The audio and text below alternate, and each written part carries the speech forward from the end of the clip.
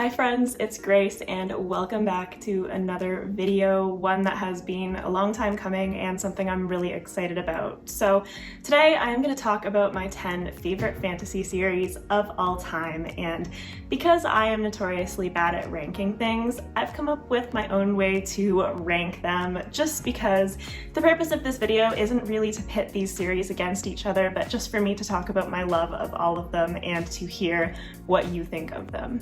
So what I have ultimately decided to do is to talk about these series in the order that I have read them, with number 10 being the least recent and number 1 being the most recent.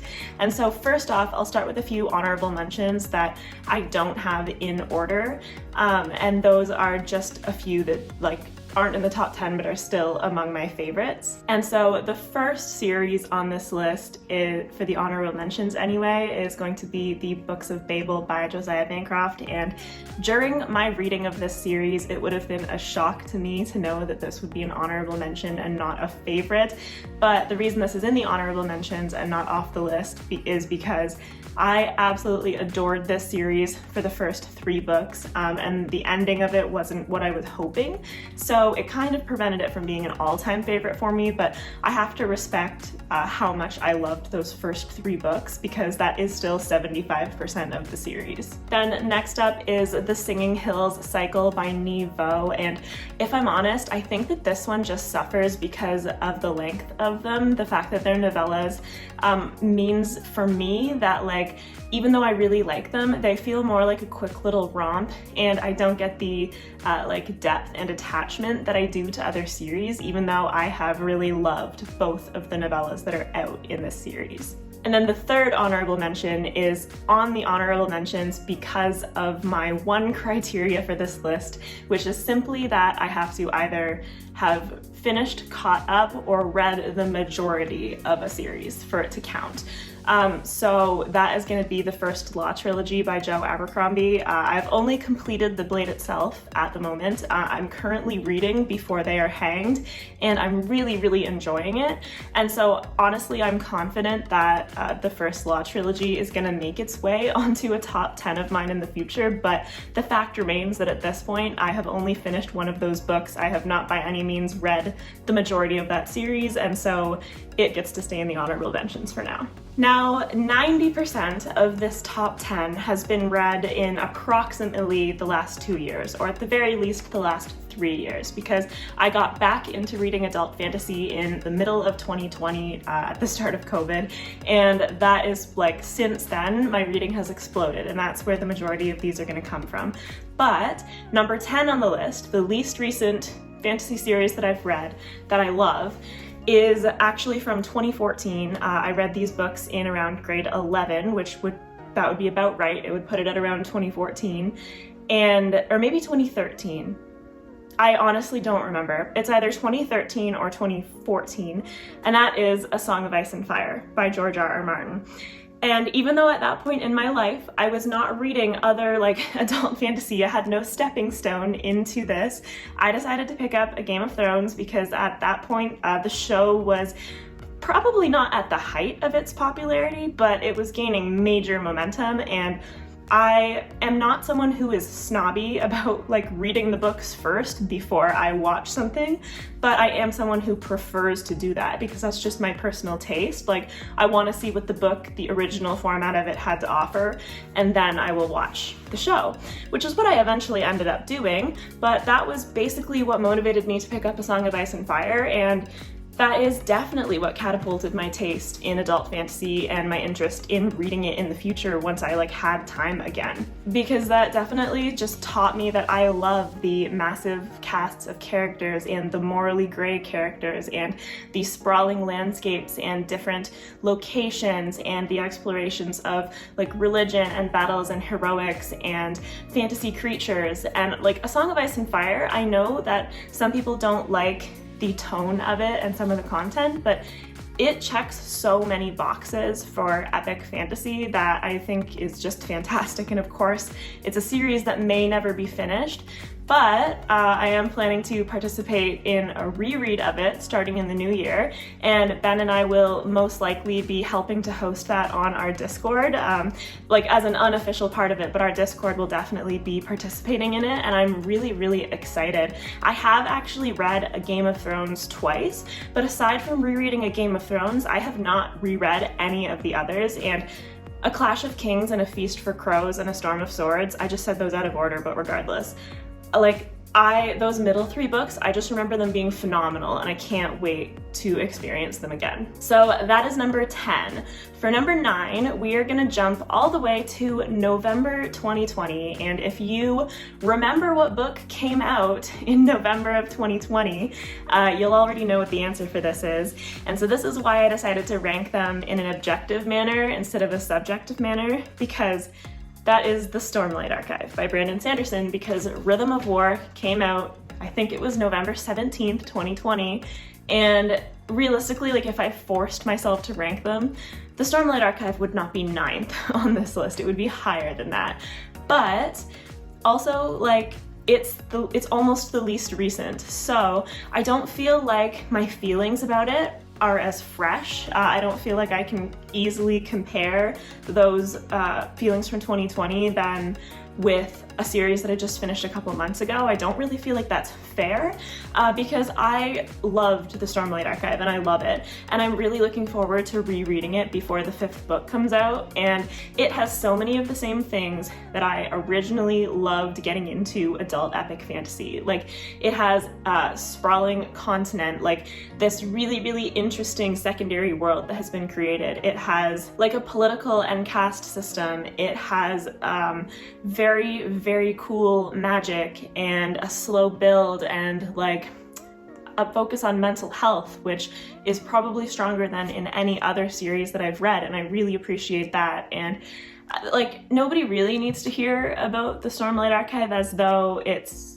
obscure or something, but it is one of my favorites, absolutely. Now, because I was on a major Cosmere kick, the next series on the list, number 8, is Mistborn Era 1, which I finished just 2 months later in January 2021.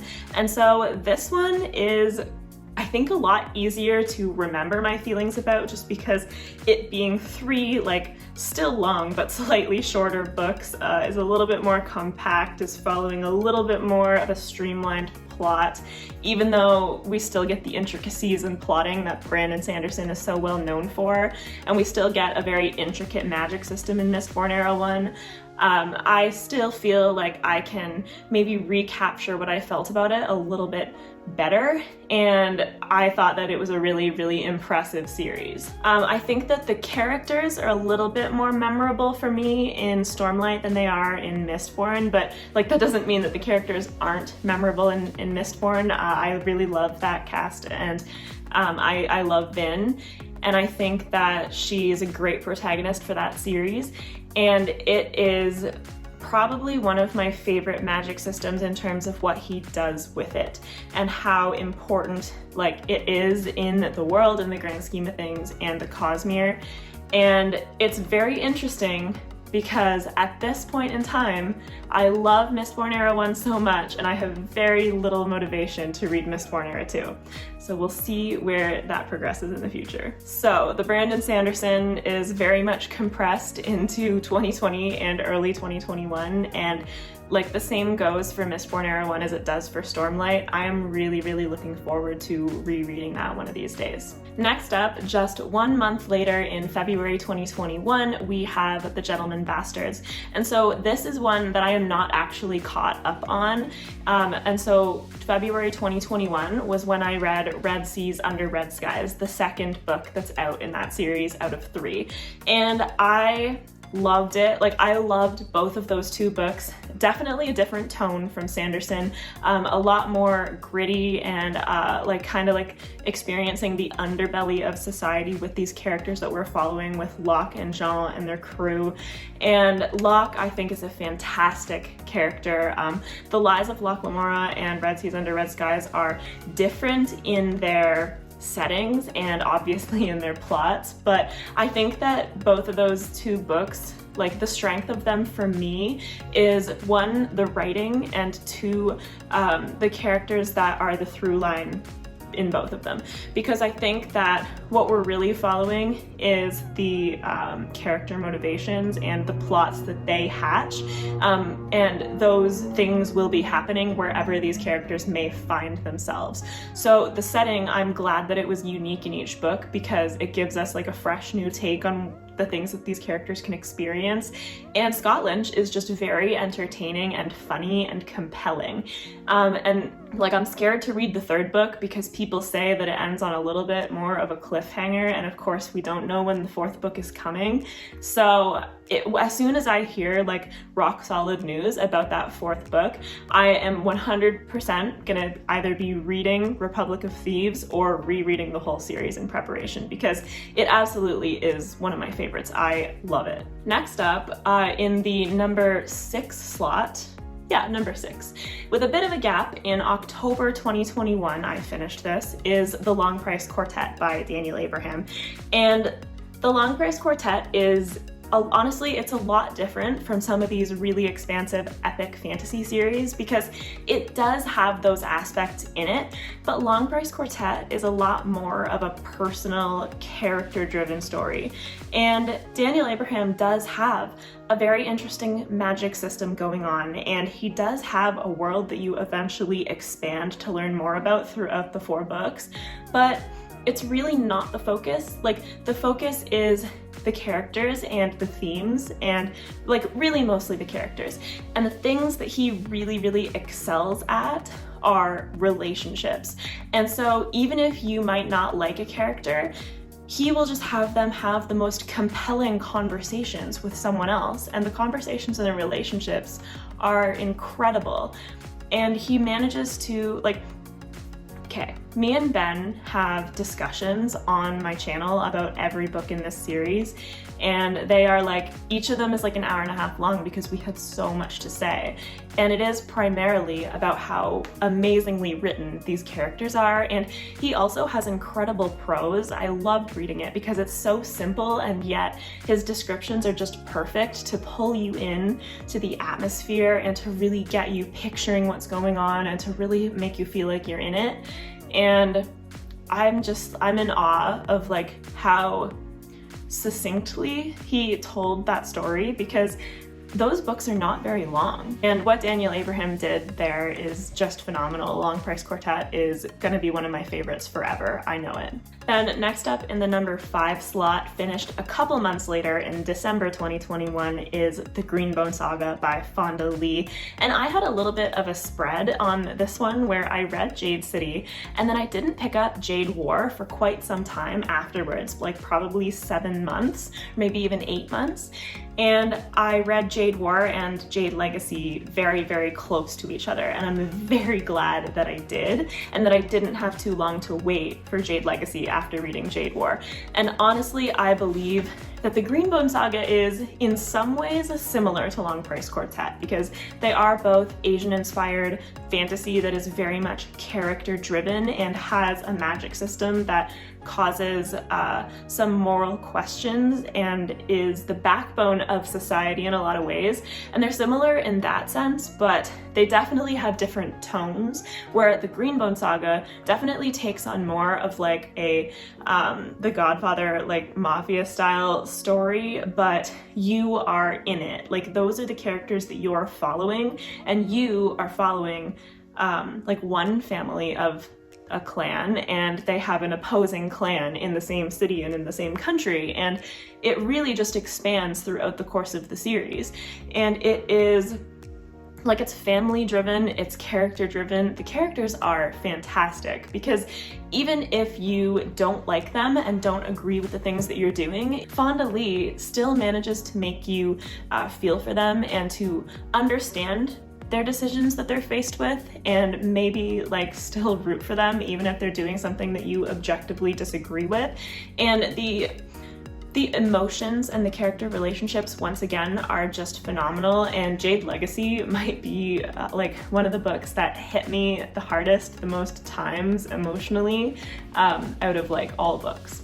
So the Greenbone Saga, once again, only a trilogy, so like not too hard to get into, like not getting into a super long series for either Long Price Quartet or Greenbone Saga, and is once again absolutely phenomenal. Then next up, another trilogy. This one I finished in May of 2022, and that is the Winternight trilogy by Katherine Arden.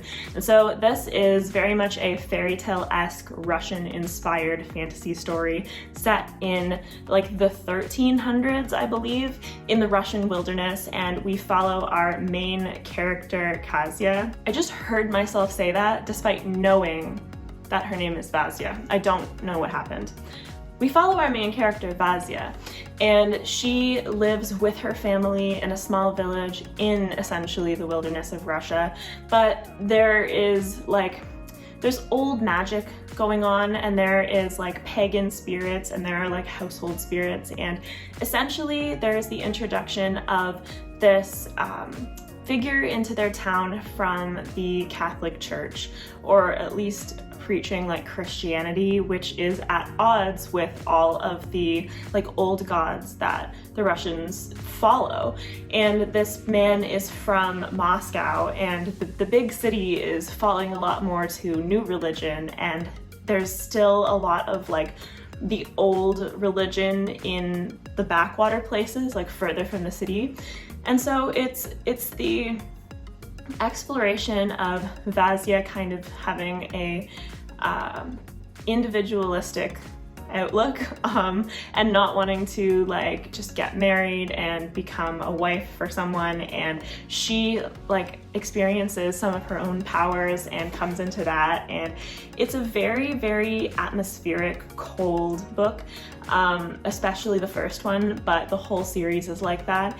And I think that this is very much a series that rests on the back of its main character, even though there is a great cast. And I think that Vazia is just one of the most interesting and strongest like young female characters I've ever read, and I loved following her, and I loved the magic that was being explored. And this is for me like the peak of sort of a fairy tale retelling, but I don't know the actual stories that it would be based on, so I don't know if I can call it a retelling or not.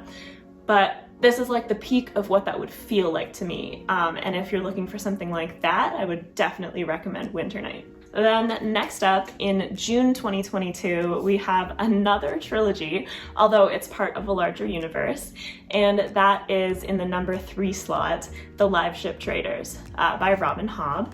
And that is of course part of the larger realm of the Elderlings, but it is the second trilogy. So Farseer like comes first, depending on who you ask, and then Live Ship comes second, but arguably you can start with either one of those series. But I had read Farseer previously, and Live Ship second. And this, like, in terms of characters, there are people doing it like Robin Hobb, but like they are at the very, very top. Like they're the pinnacle of character work. Like Robin Hobb excels at that. It is her strength. She comes up with amazing ideas, and her world just keeps expanding, and the idea of the live ships and the magic system that is explored in this series, like that's amazing too, and it's very, very interesting and fascinating. But like what drives her books forward are the characters, because they feel so real. And I can say the same about Jo Abercrombie, where the characters aren't necessarily heroic, and some of them are. Like some of them are good people and you're rooting for them, but a lot of her characters are terrible people. Like there are 2 that I'm thinking of in Live Ship in particular, and I know that people are gonna know who those characters are. They're terrible people, but they're compelling, and you wanna see what they're gonna do. And you truly don't know where the books are going, because even though there is an overarching plot and things make sense, like the characters' decisions truly are driving it. You don't feel like you're going to a destination regardless of how you get there. You really feel like destiny can shift and people are shaping the world and the future.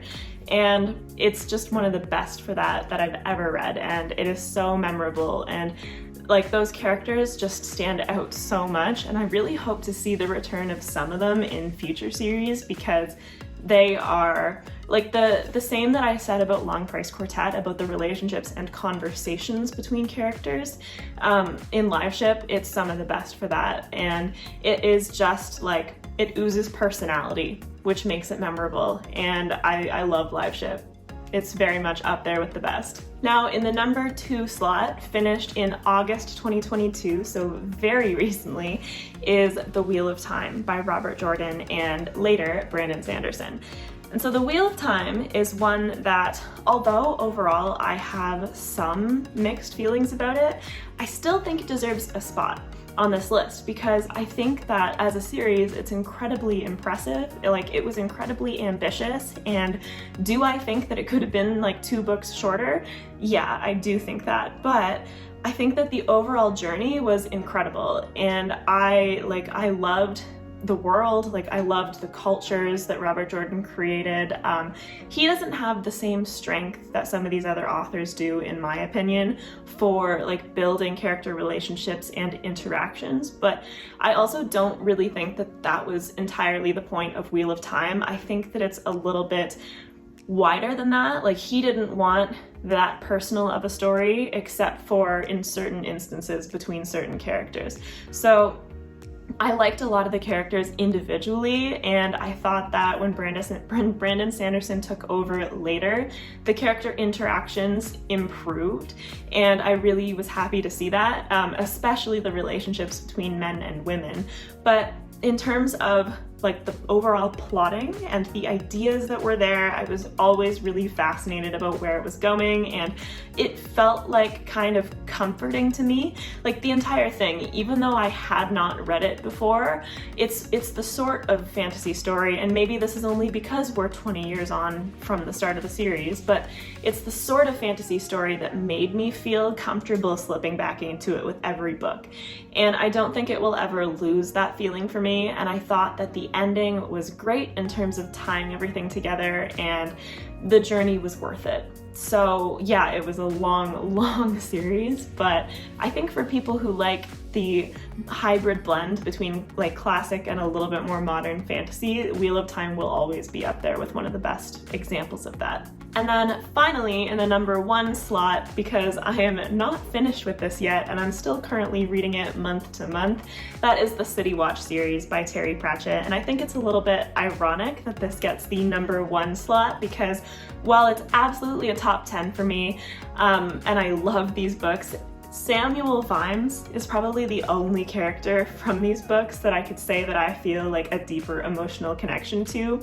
And a lot of the other series have, like, for obvious reasons, they have a more serious exploration of the themes and emotions that they're trying to go for. So I would not call City Watch fluffy, because it's not. Like, it still has the richness of the commentary that it's doing, but the tone is just entirely different from a lot of these other favorites. But it is still the most recent one, so it gets the number 1 slot. And like, a lot of those things that I already just mentioned are the strengths of the series, but Terry Pratchett is just always a delight. Like, when it comes down to it, the main reason that this is one of my favorites is, like, 1, Samuel Vimes, and 2, his writing ability. Like, his literal on-the-page wordplay and crafting of sentences. It's always impressive, it's always funny, it's always a joy to read. Like, I am always looking forward to seeing what he's gonna come up with in the next book. And while those are the main reasons that I enjoy them, I would say that, like, at least 5 out of the 7 that I've read so far have had really strong plots as well. And the other characters, like the supporting cast, is great as well. We just don't spend as much time with them as we do with Vimes. And like, when those 3 things, the 2 main ones that I mentioned, along with a really intricate plot, come together in one of these books, it is among the best things and most enjoyable things that I ever read. So that is why City Watch gets its spot on this list. And with that being said, in a year's time, this list could look entirely different because there are still a bunch of fantasy series that I have not even started yet that I'm interested in, or that I have just not read the majority of the books. There are so many more series that I want to read that who knows what this could look like in the future, but there are definitely some staples on here that I, along with many other people, have read because they're some of the more popular series, and I have loved them, and I hope that I have managed to convey to you part of why I have loved them. So that is it for this video. Thank you so much for watching. I hope that you will let me know in the comments how you felt about this list and maybe what some of your favorite series are and if you agree with me or not. So please like this video if you liked it. Subscribe if you would like to see more content from me. I post new videos every Monday and Thursday, and as always, I will have my socials, Discord, and Patreon linked in the description below if you're interested in any of that stuff. And with that said, I hope you have a fantastic rest of your day. Bye!